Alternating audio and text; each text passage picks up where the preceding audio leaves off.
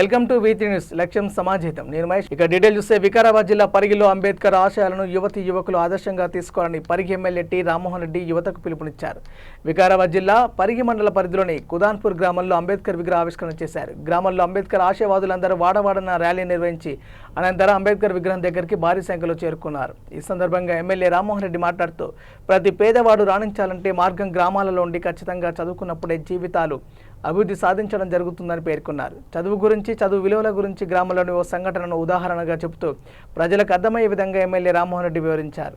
ఈ కార్యక్రమంలో డీసీసీ ప్రధాన కార్యదర్శి హనుమంతు ముదిరాజ్, డీసీసీ ఉపాధ్యక్షుడు లాలుకృష్ణ, పరిగి మండల మైనార్టీ యోజన కాంగ్రెస్ అధ్యక్షుడు అయూబ్, డీసీసీ కార్యదర్శి రామచందర్ తదితరులు పాల్గొన్నారు.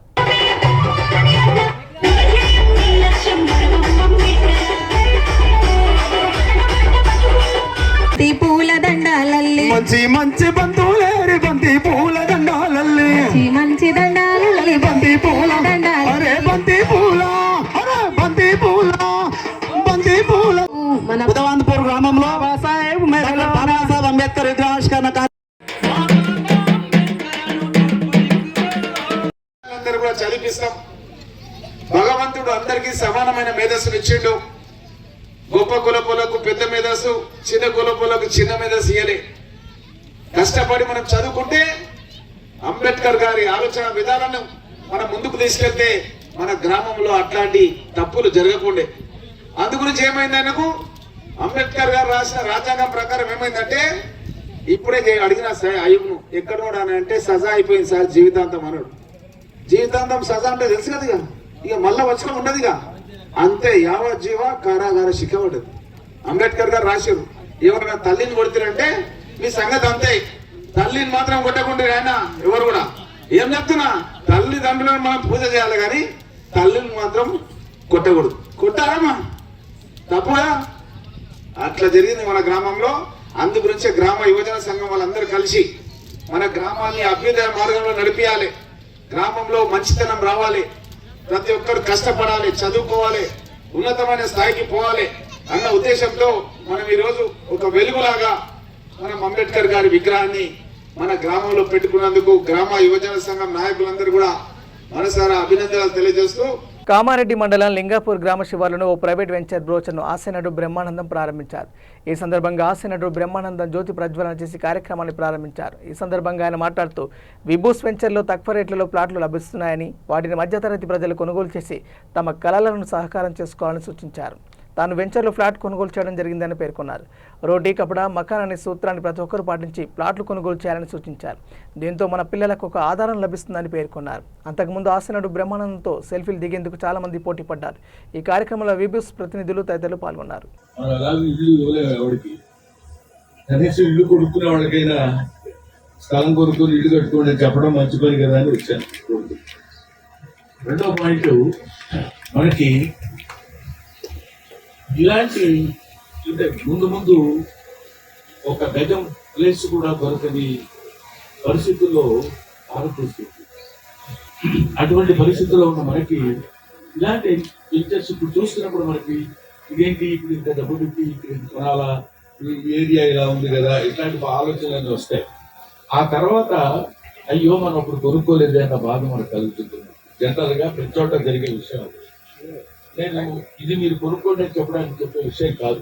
ఎక్కడైనా సాధారణంగా జరిగేది ఏంటంటే, చాలా మంది 90% చూస్తాను, ఆ రోజుల్లో మేము అక్కడ చూసినప్పుడు ఏమీ లేదురా, అక్కడ 1500 ఇస్తున్నారు గజం, ఏమీ కొనలేదు, ఇప్పుడు 2000 అన్నారు, ఏమీ కొనలేదు అన్నది ఇవాళ హైదరాబాద్ మణికొండ అనే ప్లేస్ లో ఒక గజం 1,50,000 2 లక్షల.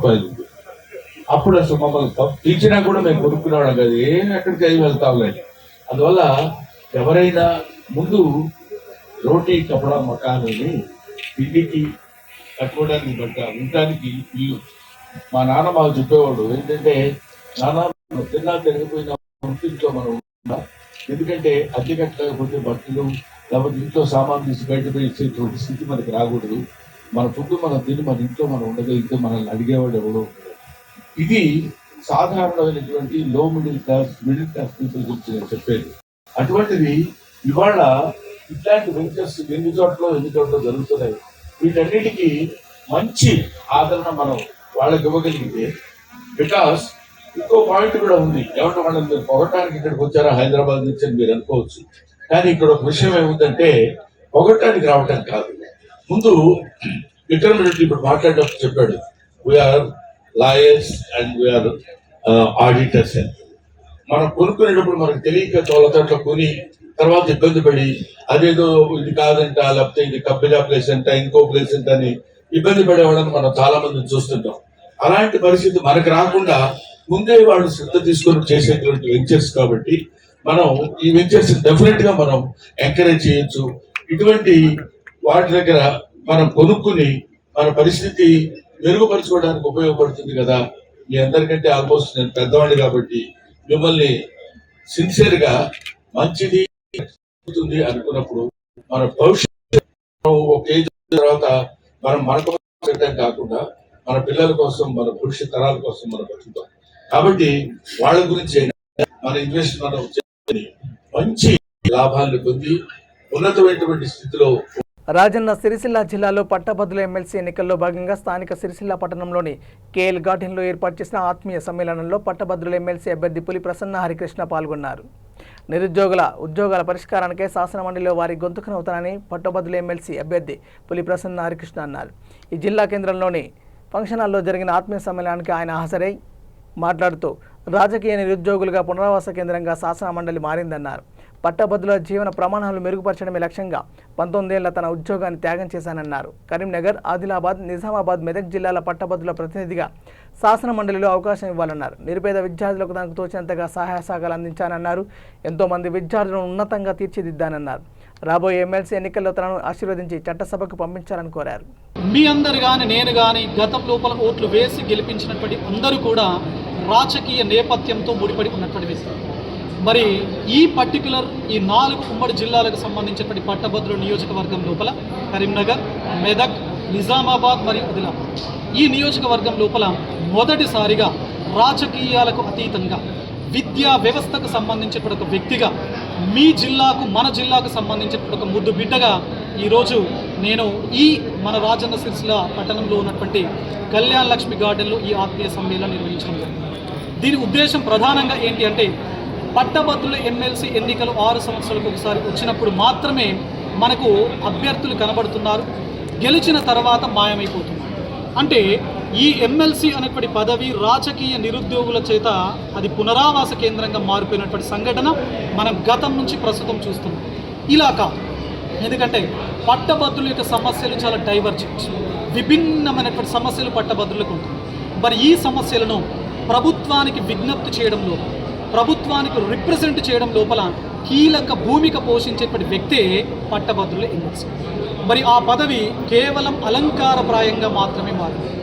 మరి నేను ఎలాంటి రాజకీయ నేపథ్యానికి సంబంధించిన వ్యక్తిని కాదు, నేను అకాడమిషియన్ కాబట్టి ప్రతిరోజు ఈ పట్టభద్రుల ఎమ్మెల్సీ ఏం చేస్తాం, శాసన మండలి లోపల విద్యా విధానాలకు సంబంధించి లేదా ఆరోగ్యపరమైనటువంటి విధానాలకు సంబంధించినటువంటి చర్చ వచ్చినప్పుడు శాసన మండలి వేదిక నుంచి ఒక నిర్మాణాత్మకమైనటువంటి రీతి లోపల ఈ చర్చను ముందుకు తీసుకెళ్ళి సమాజం లోపల విద్యా, వైద్యం ఇవి 2 కనుక బలోపేతం అవుతాయి. ఎందుకంటే ఇవి 2 సమాజం యొక్క సంపూర్ణ పరివర్తనానికి ఆయుధాలు.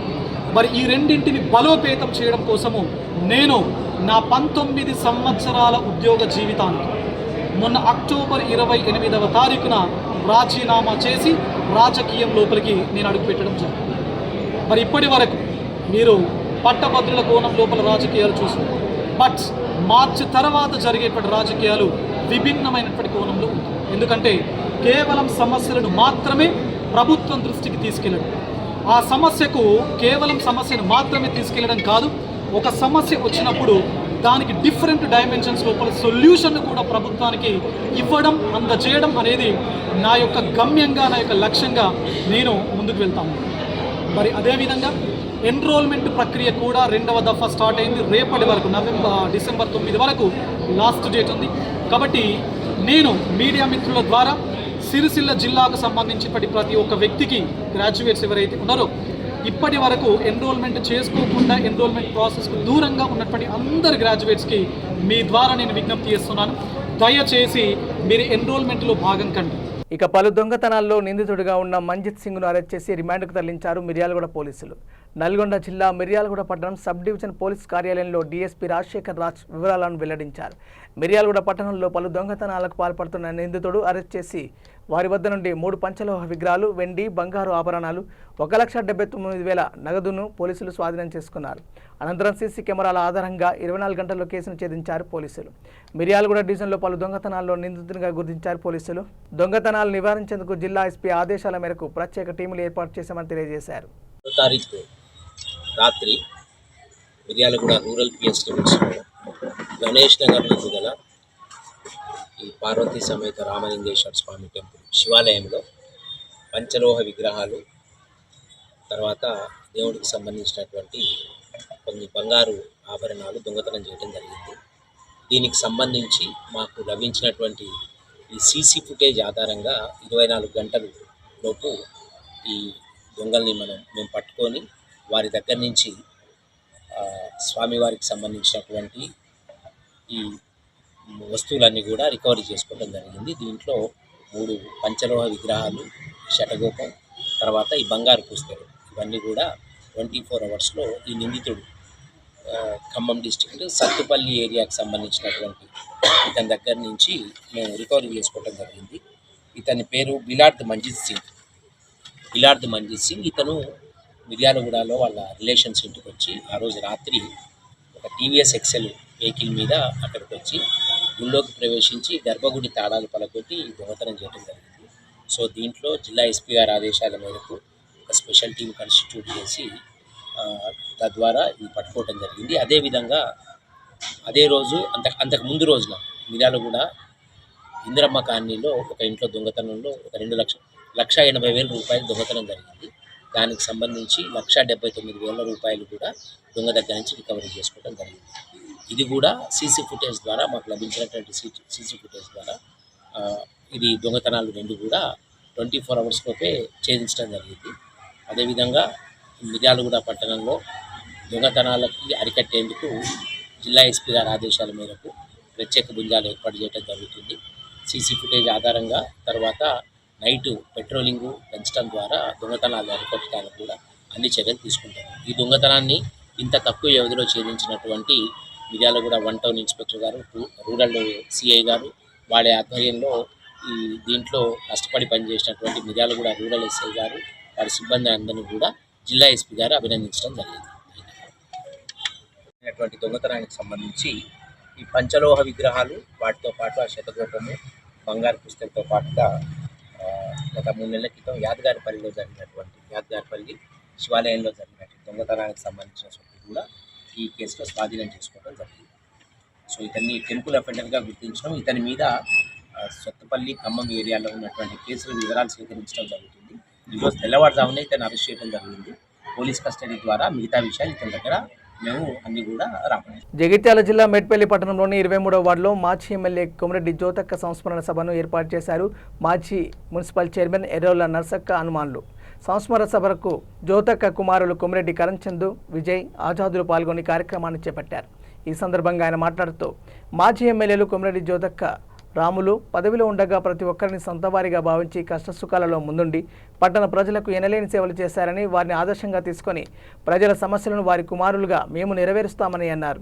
మహిళలకు కొమిరెడ్డి జ్యోతక్క జ్ఞాపకార్థం హాట్ బాక్సులు పంపిణీ చేశారు.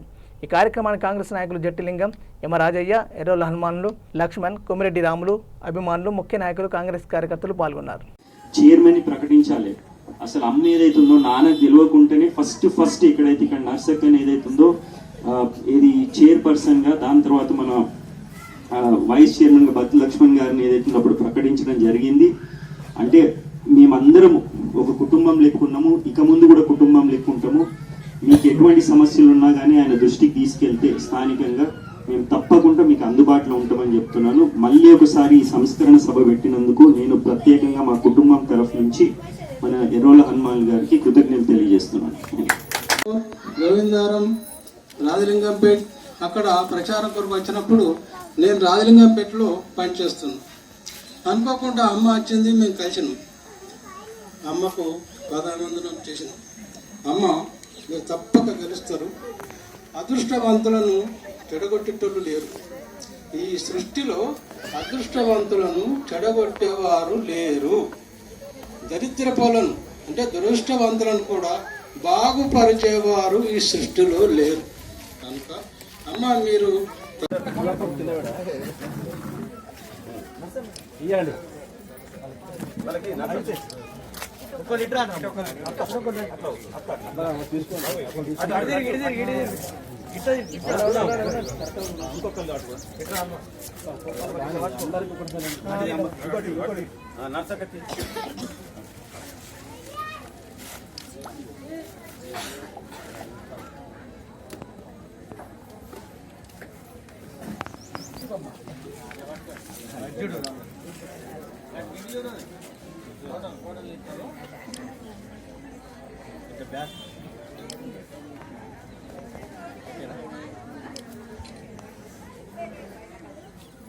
సరిహద్దు గ్రామీణ అటవీ ప్రాంతాలలో ఏటూరు నాగరం ఎస్ఐ తాజుద్దీన్ పోలీసులు ఆకస్మిక తనిఖీలు నిర్వహించారు. మావోల అసాంఘిక కార్యకలాపాలకు తావివ్వకుండా జైపూర్ ఏసీపీ నరేందర్ ఆధ్వర్యంలో సివిల్ సిఆర్పీఎఫ్ ప్రత్యేక బలగాలతో పోలీసులు విస్తృత తనిఖీలు చేపట్టారు. వాహన ధృవీకరణ పత్రాలు, వారి గుర్తింపు కార్డులను పరిశీలిస్తూ వివరాలు అడిగి తెలుసుకున్నారు. అనుమానితులను అదుపులో తీసుకుని విచారించి వదిలేస్తున్నారు. ఈ కార్యక్రమంలో సివిల్ సిఆర్పీఎఫ్ ప్రత్యేక బలగాలు పాల్గొన్నారు.